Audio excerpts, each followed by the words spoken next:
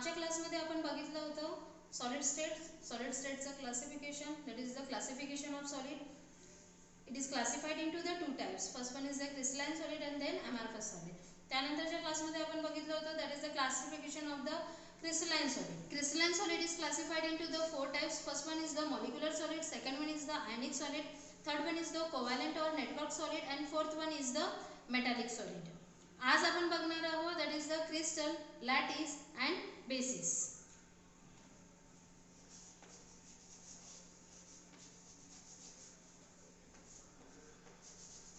आज आपण बघणार आहोत क्रिस्टल, लॅटिस अँड बेसिस. त्यामध्ये पहिले बघणार आहे what is mean by the lattice. So lattice म्हणजे काय?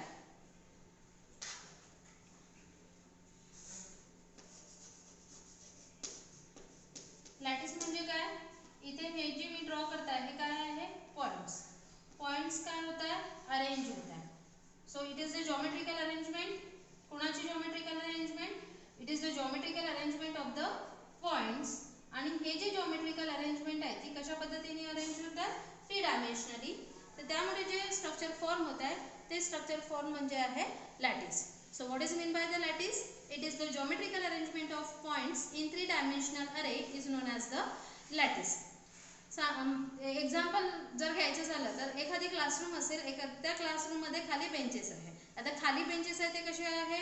अरेंज आहे, अरेंजमेंट आहे. खाली बेंचेसची जी अरेंजमेंट आहे ती अरेंजमेंट म्हणजे आहे लॅटिस. आता दुसरा टर्म आहे that is the basis. So what is mean by the basis?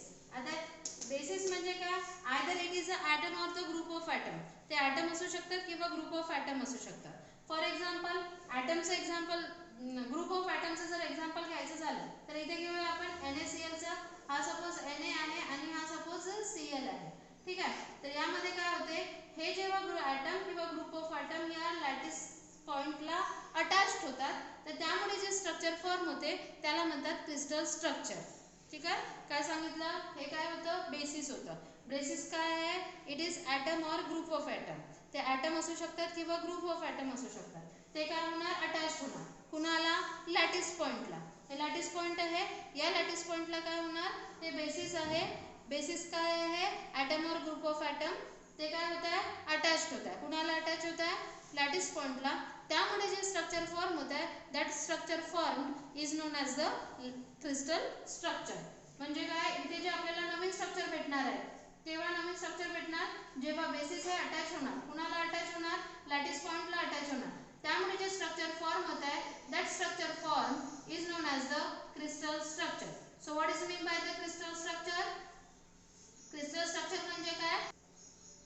when basis is attached to the lattice point, when basis is attached to the lattice point then crystal structure is formed. अशा पद्धतीने हे काय form झालेलं आहे? Crystal structure. ठीक आहे. तर इथे आपण तीन डेफिनेशन्स बघितलेले आहे. पहिली डेफिनेशन होती that is the lattice. What is mean by the lattice? Lattice म्हणजे काय? It is the geometrical arrangement of points in three dimensional अरे.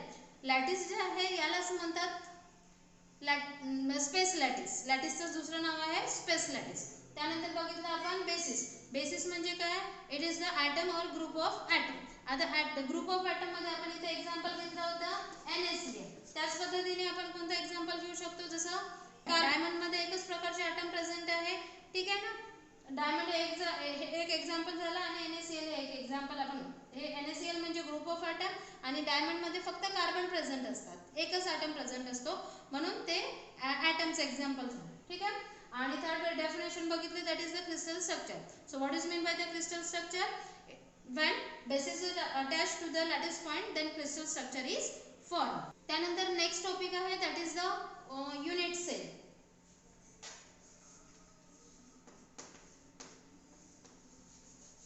सो युनिट सेल म्हणजे काय? युनिट सेल म्हणजे काय? जसं घर आहे. ठीक आहे. आता घर आहे, घराला भिंती राहणार. आता भिंत अशीच उभी झाली का? भिंतीला उभं करण्यासाठी आपल्याला यूज काय करावं लागेल? विटा यूज केल्या आपण. तर ते जे विटा म्हणजे काय झाला? घराचा स्मॉलेस्ट पार्ट. ठीक आहे. It is the smallest repeating unit झाला. कुणाचा? बिल्डिंगचा किंवा घराचा. तर ते जे आपण कोणतं चॅप्टर बघत आहोत? सॉलिड. म्हणजे घराच्या जागी काय येणार? सॉलिड. सो सॉलिड मध्ये कोणतं बघत आहोत? जे क्रिस्टलाइन सॉलिड आहे ते सॉलिडचा क्रिस्टलाइन सॉलिडचा स्मॉलेस्ट जो पार्ट आहे, एकच विटीने आपण घर बनवलं का नाही, असे लॉट ऑफ विट आपण घेतले होते. त्याच पद्धतीने क्रिस्टलाइन सॉलिडसाठी आपण काय घेतलं, स्मॉलेस्ट रिपीटिंग युनिट घेतलेला, स्मॉलेस्ट युनिट घेतलेला आहे. तो जो स्मॉलेस्ट युनिट घेतला त्याला काय म्हटलेलं आहे, युनिट सेल. आता युनिट सेल काय होत आहे, रिपीट होत आहे. So what is mean by the unit cell, it is the smallest repeating unit of a crystalline solid. Crystalline सॉलिडचा काय आहे, स्मॉलेस्ट रिपीटिंग युनिट म्हणजे काय आहे, unit cell. Then what are the parameters of the unit cell. मग आपण या unit सेलचे काय पॅरामीटर्स आहे, तर युनिट सेलचे दोन पॅरामीटर आहे. दॅट इज द, एक आहे दॅट इज द एजेस आणि दुसरा आहे अँगल बिटवीन द एजेस. जसं युनिट सेल आहे, जसं cubic unit cell,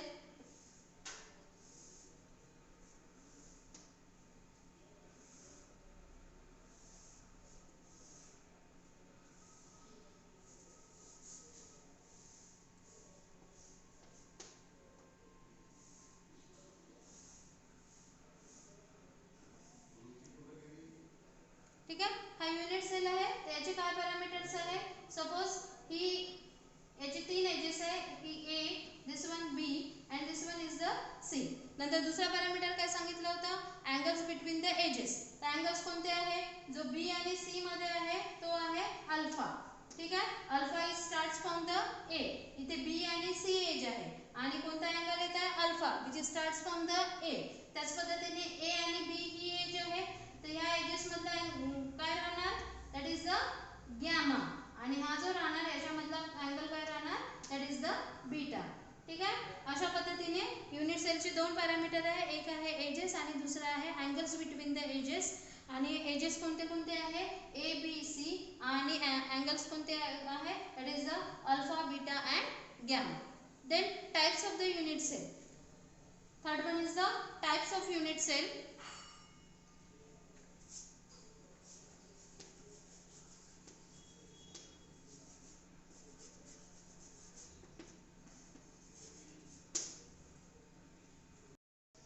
There are four types of the unit cell. First one is the primitive unit cell. Primitive unit cell लाच म्हणतात simple unit cell.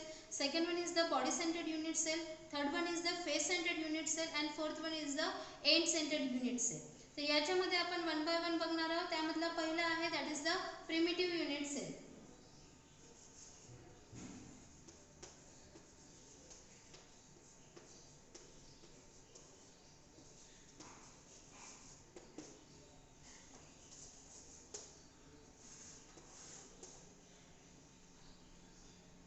Primitive unit cell म्हणजे काय, असे unit cell ज्यामधले जे constituent particles आहेत. So constituent particles म्हणजे काय सांगितले होते, it may be atom, ions और मॉलिक्यूल.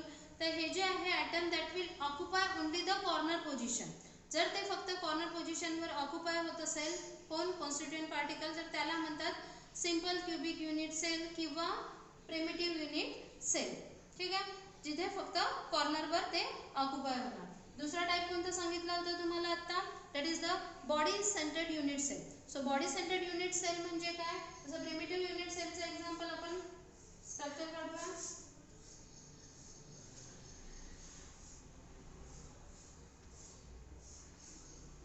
हा युनिट सेल झाला.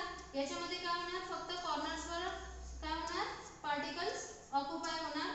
तर ते युनिट सेल जे आहे त्याला म्हटलेलं आहे प्रिमिटिव्ह युनिट सेल. आता हे जे कॉन्स्टिट्यूएंट पार्टिकल्स आहेत ते किती आहे, 1 2 3 4 5 6 7 8 पार्टिकल्स प्रेझेंट आहे एक कॉर्नरवर. त्यानंतर दुसरा टाइप सांगितलं आहे that is the body centred unit sale.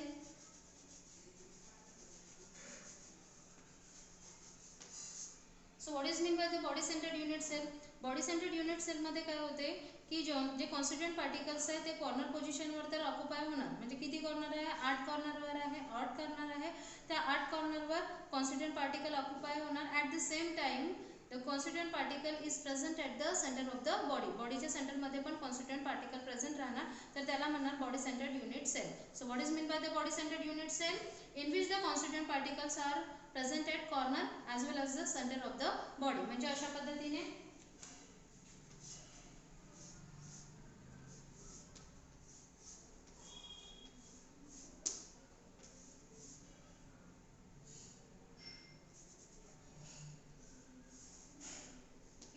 unit cell 8 corners 1 2 3 4 5 6 7 8 आणि सेंटर ऑफ बॉडीमध्ये एक राहणार, ती राहणार बॉडी सेंटर्ड युनिट सेल.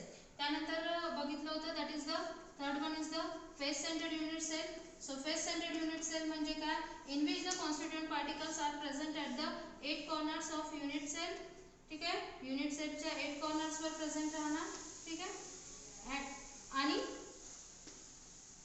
6 फेसेसवर पण प्रेझेंट राहणार. सो कॉन्स्टिट्यूएंट पार्टिकल कुठे कुठे प्रेझेंट सांगितले, it is the 8 corners of a unit cell. 8 corner झाले 1 2 3 4 5 6 7 8. At the same time face of each face, प्रत्येक फेसवर प्रेझेंट राहणार. दॅट इज हा वरचा फेस, हा खालचा, हा right hand, left hand, this one एक मागचा फेस आणि एक समोरचा फेस. अशा पद्धतीने constituent particles is present at the 8 corner and the centre of each face. How many faces, 6 faces. So 6 फेसेसच्या मधामध्ये कॉन्स्टिट्यूएंट पार्टिकल प्रेझेंट राहणार. आणि लास्ट आहे that is the end centred unit cell. So end centred unit cell म्हणजे काय, in which the constituent particles are present at 8 corners as well as 2 opposite faces. 2 opposite जे faces आहे त्याच्या सेंटरमध्ये ते प्रेझेंट राहणार, त्याला म्हणणार आपण end centred unit. Next topic आहे that is the crystal system.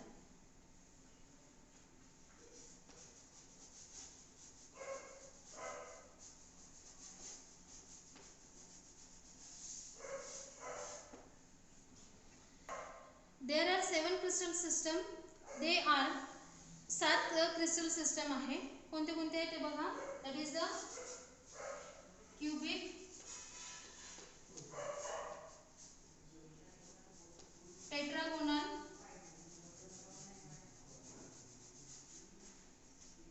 Orthorhombic,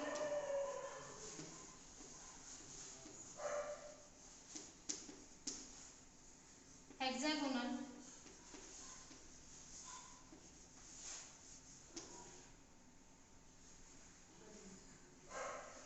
monoclinic,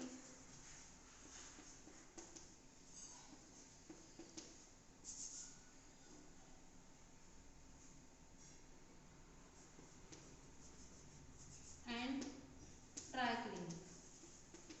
so crystal system आहे ते 7 क्रिस्टल सिस्टम आहे. कोणते कोणते 7 क्रिस्टल आहे, that is the cubic, tetragonal, orthorhombic, hexagonal, monoclinic आणि ट्राय. By mathematical analysis it has been prove that only 14 different kinds of space lattices are possible. म्हणजे हे जे 14 स्पेस लॅटिस आहे हे काय डिस्क्राईब, हे जे आहे 14 स्पेस लॅटिसेस आहे ते काय करतात, ह्या क्रिस्टल सिस्टमला डिस्क्राईब करतात. तर कोणते कोणते क्रिस्टल सिस्टम सांगितलं आपण, हे क्रिस्टल सिस्टम सांगितलं तर याचे 14 लॅटिसेस कोणते आहेत. आता याचे हे सगळे युनिट सेल आहे. या युनिट सेलचे 2 पॅरामीटर सांगितले, दॅट इज द एजेस आणि अँगल.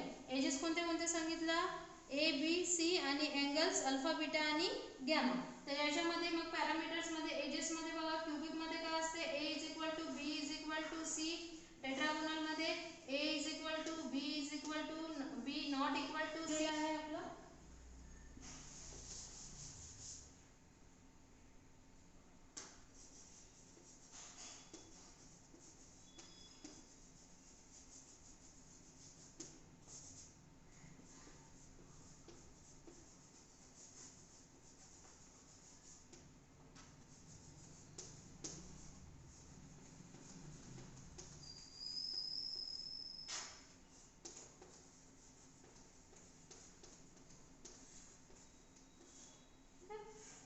यामध्ये क्यूबिकमध्ये A is equal to B is equal to C, then A is equal to B is not equal to C. आणि ऑर्थोरोम्बिकमध्ये A is not equal to B is not equal to C. रोम्बोहेड्रलमध्ये, ट्रायक्लिनिकमध्ये that is A is not equal to B is not equal to C. यामध्ये अजून A is equal to B is equal to C, then again A is equal to B is equal to is not equal to C. आणि याच्यामध्ये A is not equal to B is not equal to. त्यानंतर angles आहे, that is the alpha is equal to beta is equal to gamma is equal to 90 degree. याच्यामध्ये पण alpha is equal to beta is equal to gamma is equal to 90 degree. Alpha is equal to beta is equal to gamma is equal to 90 degree. Crystal structure आहे. कोणते 7 crystal structure आहे? Cubic, tetragonal, orthorhombic, rhombohedral, hexagonal, monoclinic आणि triclinic हे 7 crystal structure आहे. यांना लक्षात ठेवण्याची technique आहे दॅट इज द, आता सध्या काय सुरू आहे? कोरोना. ठीक आहे. तर कोरोना कुठे सुरू झाला होता? चायनामध्ये. ठीक आहे. तर चायनाचे लोक काय होणार? शिफ्ट होण्याचा विचार करणार दुसऱ्या कोणत्या कंट्रीमध्ये, सपोज रशियामध्ये असेल. तर त्यानुसार आपल्याला लक्षात ठेवायचं आहे कशा पद्धतीने, that is China to Russia has many friends. चायनाचं C2, टी आणि ओ इथे दोन्ही कन्सिडर करायचं आहे. दॅट इज चायनाचं C2 चा टी म्हणजे टेट्राहेड्रल आणि ओ म्हणजे ऑर्थोरोम्बिक, आर म्हणजे रोम्बोहेड्रल, एच म्हणजे हेक्सागोनल, एम म्हणजे मोनोक्लिनिक आणि टी म्हणजे ट्रायक्लिनिक. अशा पद्धतीने आपल्याला क्रिस्टल स्ट्रक्चरला लक्षात ठेवायचे आहे.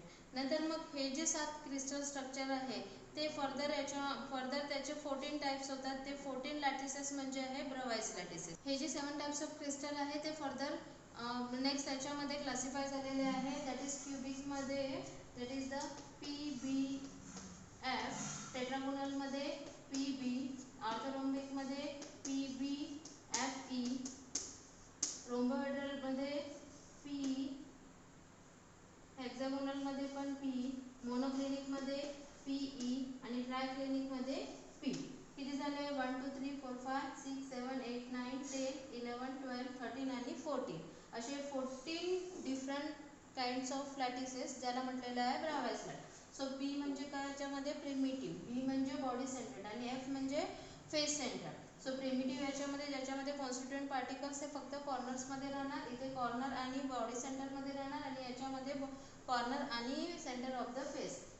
देन याच्यामध्ये दॅट इज द प्रिमिटिव्ह आणि बॉडी सेंटर. देन याच्यामध्ये primitive, body centre, face centre, end centre. End सेंटरमध्ये कॉर्नर आणि 2 ऑपोजिट फेसेसवर. इथे फक्त एक राहणार रोम्बोहेड्रल आणि हेक्सागोनलचे, मोनोक्लिनिकचे 2 राहणार आणि एक ट्रायक्लिनिकचे राहणार. असे there are the 14 different kinds of the Bravais lattice राहणार आणि ते 14 डिफरंट स्पेस लॅटिसेस म्हणजे आहे Bravais लॅटिसेस.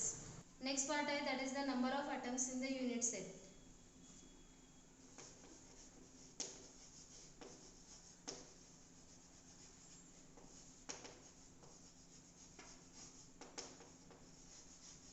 So number of atoms in unit cell मध्ये पहिलं बघूया that is the primitive unit cell. Primitive unit cell जे आहे, प्रिमिटिव्ह युनिट सेललाच म्हणतात सिंपल क्युबिक क्रिस्टल. काही काही बुक्समध्ये त्याला असंही रिप्रेझेंट केलेलं आहे that is the SCC. SCC मध्ये हा जो युनिट सेल आहे याच्यामध्ये जे कॉन्स्टिट्युएंट पार्टिकल्स आहे that will be present at the 8 corner. ठीक आहे. तर 8 कॉर्नरमध्ये कॉन्स्टिट्युएंट पार्टिकल्स प्रेझेंट राहणार.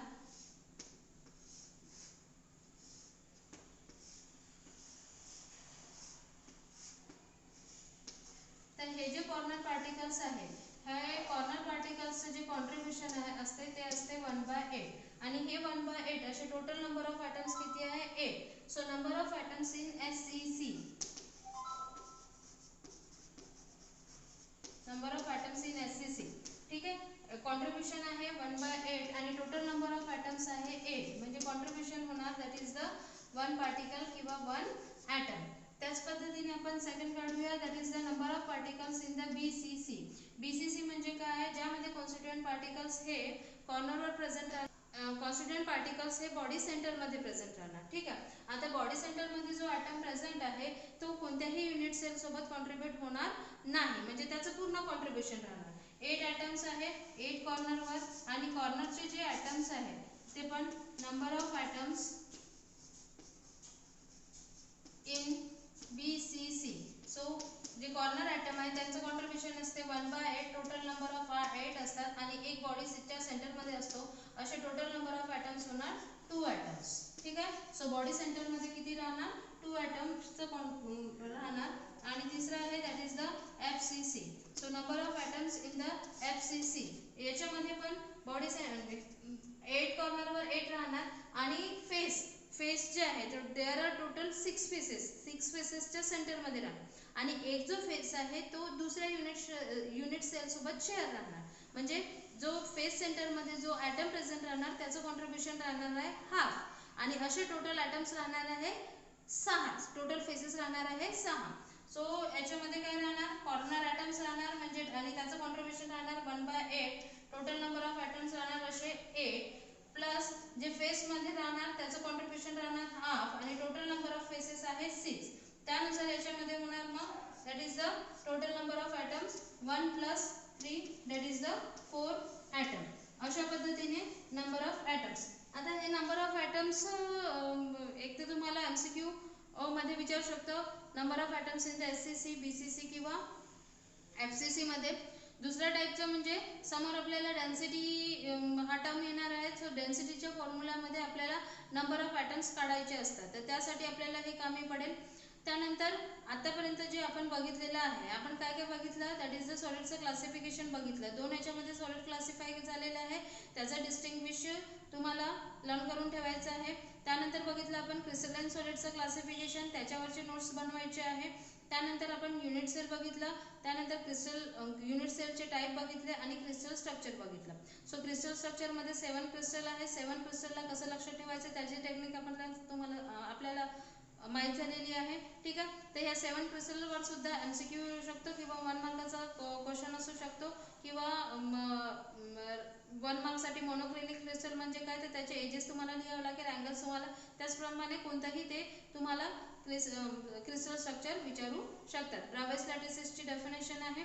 तर इथपर्यंत जे झालेलं आहे ते पूर्ण नोट्स तुम्हाला नोट काढून ठेवायचे आहे आणि बोर्डाचे क्वेश्चन्स पेपर बघायचे आहे. त्यामधून याच्याशी रिलेटेड जे क्वेश्चन आहे ते क्वेश्चन काढायचे आणि ते सॉल्व करायचे आहे. ठीक आहे. तर लवकरच भेटूया नेक्स्ट क्लासमध्ये.